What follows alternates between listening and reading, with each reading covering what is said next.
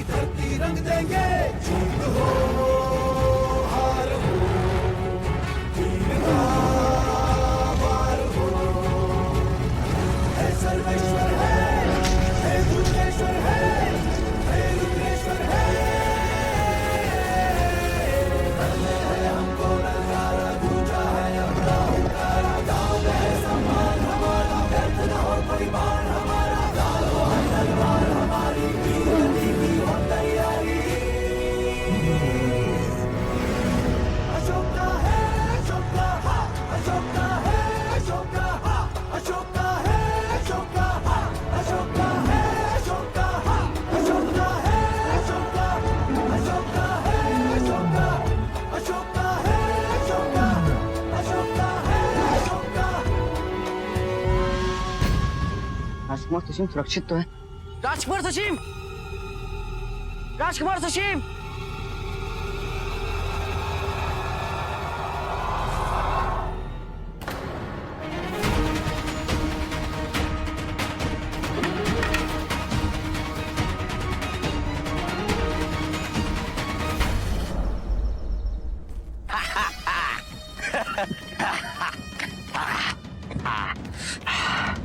अब मुझे विजय होने से ईश्वर भी नहीं रोक सकते।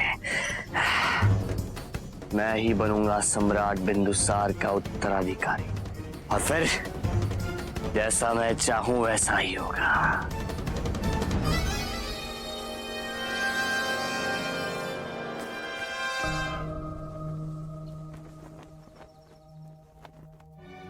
आचार्य, मैं आपकी चिंता का कारण जानना चाहता हूं। ऐसा क्या हुआ कि आपने आपातकालीन सभा बुला ली?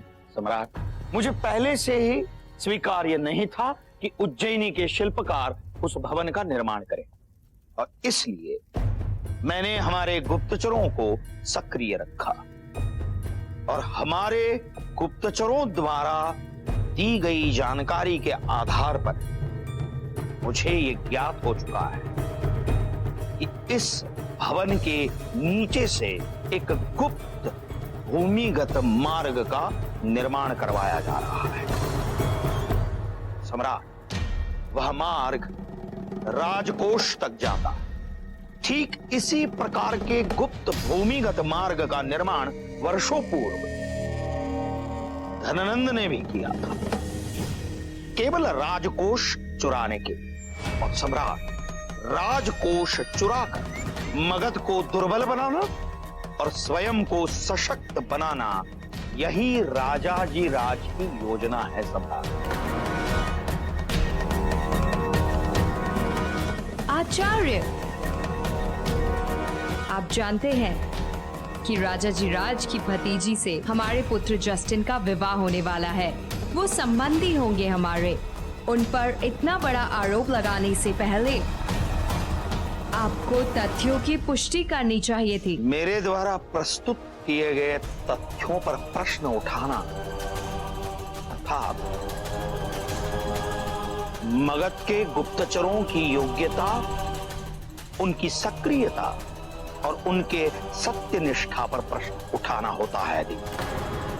इतना लक्ष्य में रहे, मगध के ये गुप्तचर मगध की सुरक्षा के लिए, मगध के हित के लिए प्रतिपल तत्पर रहते हैं, इसलिए उनके समर्पण भाव पर प्रश्न उठाना उचित नहीं है देवी।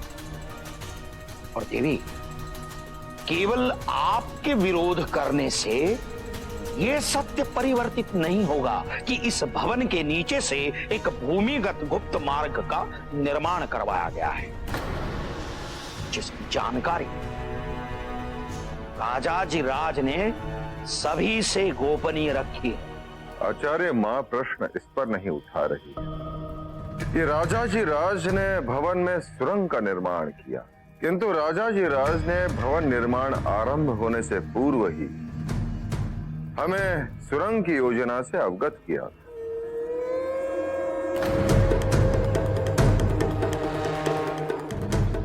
और हमारी अनुमति भी दी। यदि कभी कोई आपदा आए या कोई शत्रु आक्रमण करे तो ये सुरंग एक सुरक्षित मार्ग के रूप में उपलब्ध होगी अपने बचाव के लिए। उसका राजकोष से कोई संबंध नहीं और सब कुछ स्पष्ट हो जाए। इसलिए हम बताना चाहेंगे कि सुरंग का विचार हमने ही राजाधिराज को दिया था। संदेह करना आपका स्वभाव बन गया है आचार्य।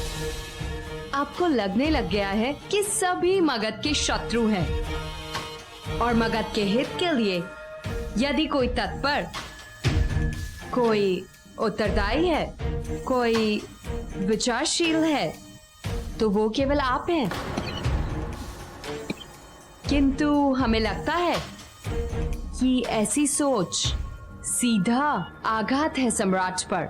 कहीं ना कहीं आपकी सोच से यही भाव प्रत्यक्ष होता है कि जैसे महान सम्राट चंद्रगुप्त मौर्य के पुत्र सम्राट बिंदुसार मगध की सुरक्षा, मगध के हित अहित से अनभिज्ञ हैं। मां, यह संभव है कि इस बार आचार्य को संपूर्ण तथ्य ज्ञात नहीं, किंतु यह संभव है कि इसके पीछे उनका उद्देश्य मगध के हित या उसके सुरक्षा के अतिरिक्त और कुछ नहीं। मैं मगध का सम्राट अवश्य हूं, किंतु मुझे विश्वास है कि मगध की चिंता सबसे अधिक आचार्य को ही है। उन्होंने अपने जीवन का प्रत्येक पल मगध को समर्पित किया और वो भी बिना किसी लोभ के। इनके मार्गदर्शन में ही मेरे महान पिताश्री और उनके पश्चात मैं मगध की सेवा करने में सफल रहे। और ऐसे महान पुरुष को केवल हम नमन ही कर सकते हैं। नहीं सम्राट,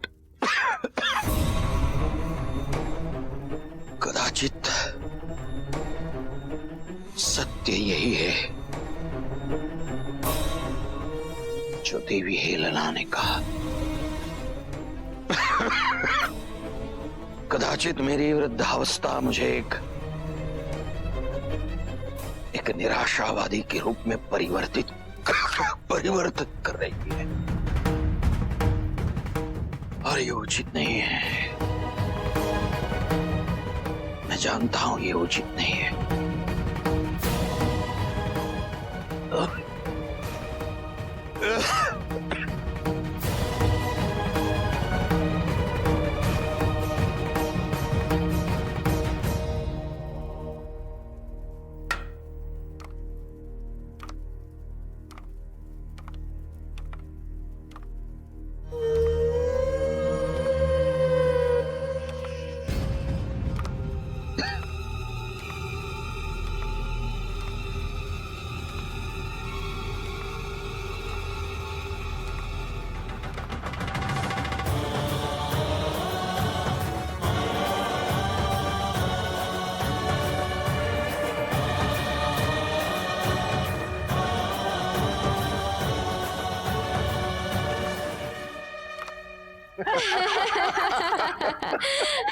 आचार्य चाणक्य का मुख देखने योग्य था।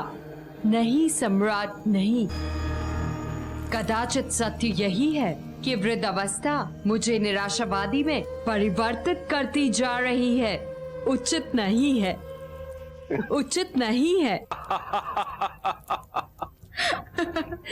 मैंने उन्हें आज तक इतना दुर्बल नहीं देखा। ये तो शुरुआत है बेटी।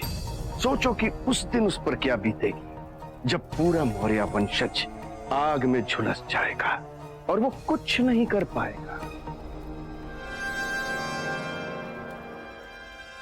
लाख की परात लगने में कितना समय लगेगा? अधिक नहीं। मुझे तुम पर गर्व है बेटी।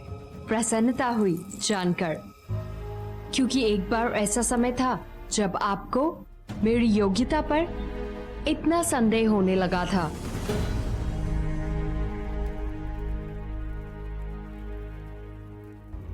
मेरा संदेह अत्यंत उचित था राधागुप्त।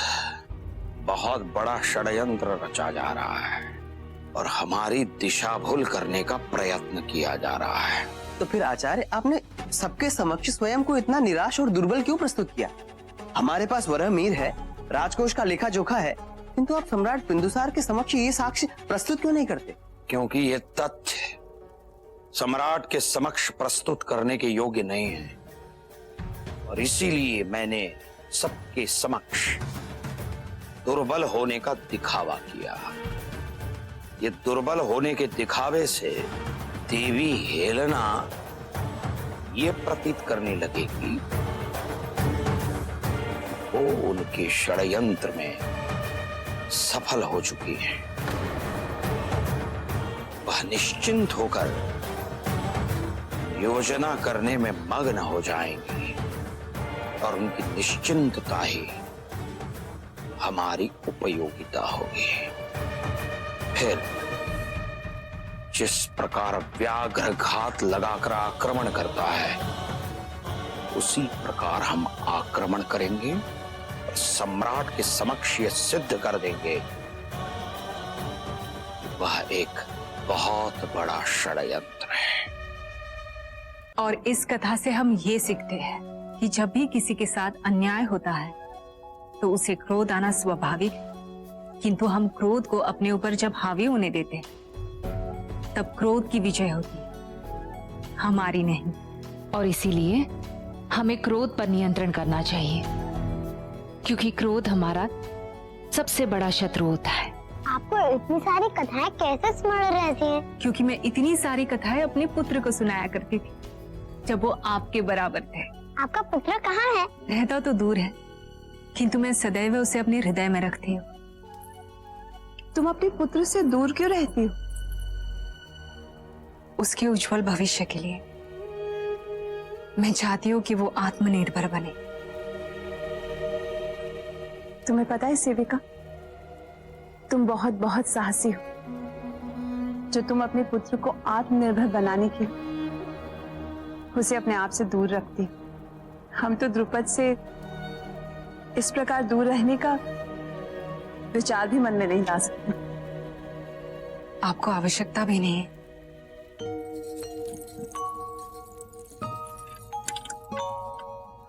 ये सम्राट की ओर से तुम्हारी भेंट। सम्राट ने हमें विशेष निर्देश दिया है तुम्हें धन्यवाद करने की। तुमने ठीक समय पर अग्निशिखा की रक्षा की, उसका उपचार किया। ये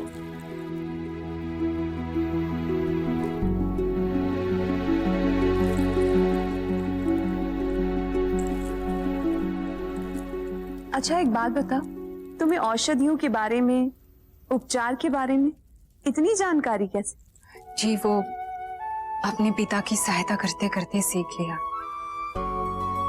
ये तो स्पष्ट है कि तुम एक अच्छे परिवार से, किंतु तुम दासी क्यों और कैसे बनी? परिस्थितियां। कैसी परिस्थितियां?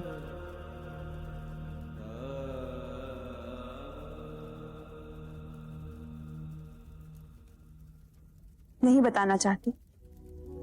ठीक है, हम तुम्हारे निर्णय का सम्मान करते हैं। हमें विश्वास है कि तुम्हारा पुत्र अपने कर्म से और अपनी उपलब्धियों से तुम्हारा नाम इतना गौरवान्वित करे कि तुम अपने जीवन के सभी दुख भूल जाओ।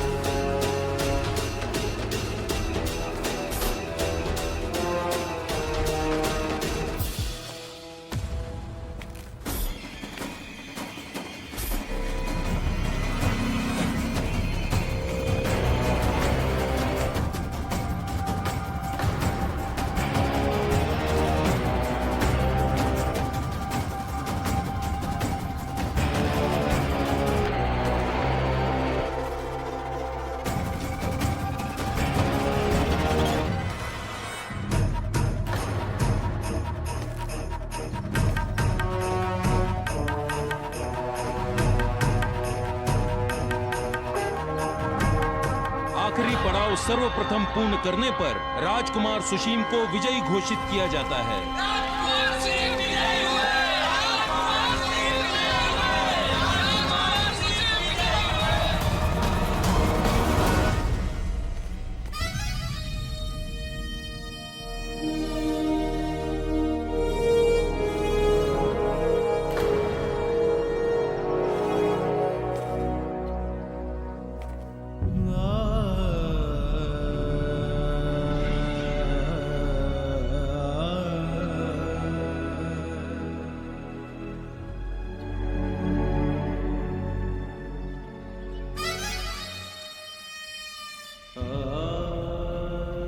तुम्हारी जय में मेरी विजय है। वचन दो मित्र कि तुम भ्राता सुशीम को पराजित करोगे। मैं अपने माँ के आदर्शों पर चल के मातृभूमि की सेवा हेतु अपना जीवन समर्पित करूंगा। मुझे तुमसे यही आशा है अशोक। मैं शक्तिशाली बनूंगा, इतना शक्तिशाली कि मगध की भूमि पर कोई भी माँ अपने पुत्र से अलग होने के लिए विवश नहीं होगी। विजयी भव। यदि यहाँ ये पदक ही सबसे बड़ा सम्मान है, तो इस वर्ष ये पदक मेरा होगा। पदकधारी हूं मैं, और इस बार भी सिद्ध करके रहूंगा कि पदकधारी केवल राजवंशी ही हो सकते हैं। मैं तुझे दिखा दूंगा कि तू चाहे जितना भी प्रयास कर ले, हमारे बराबर कभी नहीं आ पाएगा।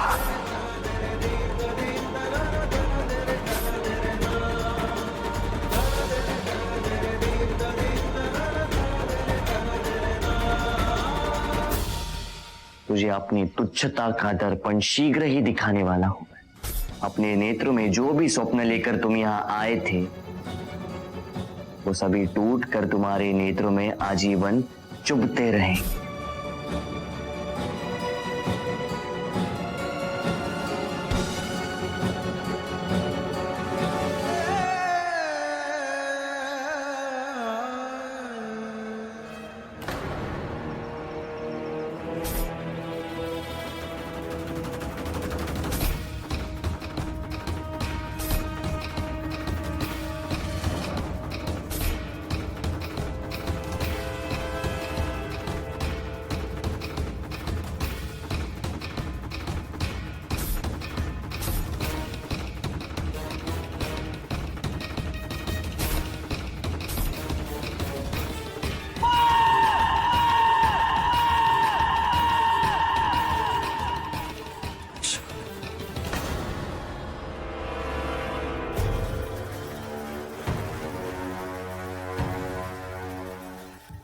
क्या चाहती हैं आप देवी?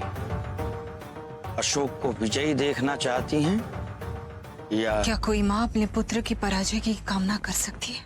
निस्संदेह कोई भी साधारण बालक की साधारण माता अपने बालक की विजय ही चाहेगी, किंतु सत्य ये है कि ना तो आप एक साधारण बालक की साधारण माता हैं और ना ही अशोक एक साधारण बालक, और ना ही परिस्थिति भी सामान्य है। आप तो भली भांति जानती हैं कि यदि इस प्रतियोगिता में अशोक विजयी होता है तो सभी को ही आश्चर्य होगा कि एक साधारण बालक ऐसा अद्भुत पराक्रम कैसे कर पाया, और सभी में अशोक के विषय में और जानने की उत्कंठा उत्पन्न होगी, जिज्ञासा उत्पन्न होगी, और वही जिज्ञासा उस रहस्य को प्रत्यक्ष कर दे जिस रहस्य को छिपाने के लिए वर्षों तक कितना त्याग किया है आपने। और देवी, ये भी उचित नहीं होगा कि किसी और के द्वारा उसके पिता को यह ज्ञात हो कि उसका एक और पुत्र है जिससे इतने वर्षों तक वो अनभिज्ञ रहा हो। इसलिए मैं ये चाहता हूं कि यदि इस प्रतियोगिता में अशोक की विजय होती है तो मैं स्वयं आपको सम्राट के समीप लेकर जाऊंगा, ताकि आप उस सत्य को सम्राट के समक्ष कह पाए।